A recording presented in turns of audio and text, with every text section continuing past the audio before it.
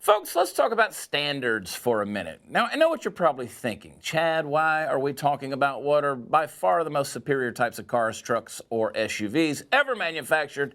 But no, I'm talking about human standards, and specifically double standards, and unfortunately our world is full of them. Again, I know you're probably thinking, Chad, are you referring to your strict but very un-PC double D standards? Not this time.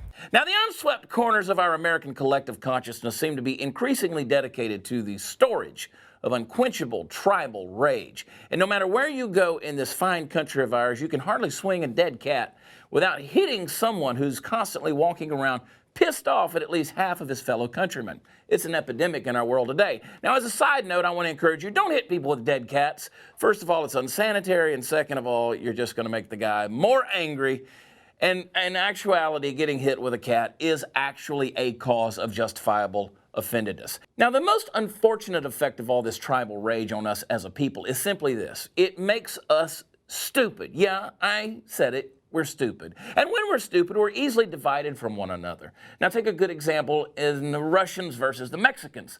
Now, you've heard people howling at the moon for the past 2 years that the Russians interfered illegally in our election process.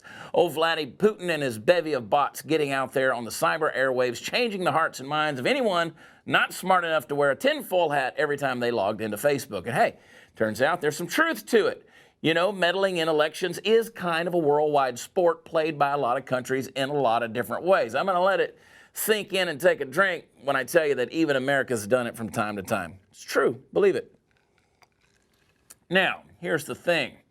These same people who were no doubt ready to put strychnine in their own orange juice the morning the Mueller report came out will turn right around and tell you that anyone who opposes illegal immigrants being allowed to vote is a racist.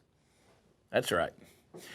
Now, how about the people who were so excited to let anyone and everyone into the country that they set up actual sanctuary cities, which sounds a whole lot like a town of church-going folks, but it's definitely not.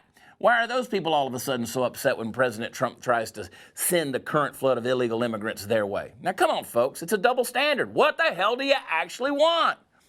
Now, I know that asking partisans, and maybe liberals in particular, to make sense when they talk about these things is about as impossible as guessing how many cheerleaders can dance in a mud wrestling ring at once. And yes, I do think about things like that, but not at this moment. Now, what was I talking about? Yeah, here's the thing. It's not just liberals who are susceptible to this kind of thinking. We all are. When we start substituting thoughtful, substantive, and consistent approaches to all the issues we face as a society, and we face them with piggishness and incoherence, it's going to blow up in all our faces. We can't succeed that way. And it doesn't matter what party you belong to. Now think through the issues, folks. Be consistent. And then when you've taken the time to do that with critical thinking and you're ready, well, then I want you to tell us what you really want. I mean, tell us what you really, really want.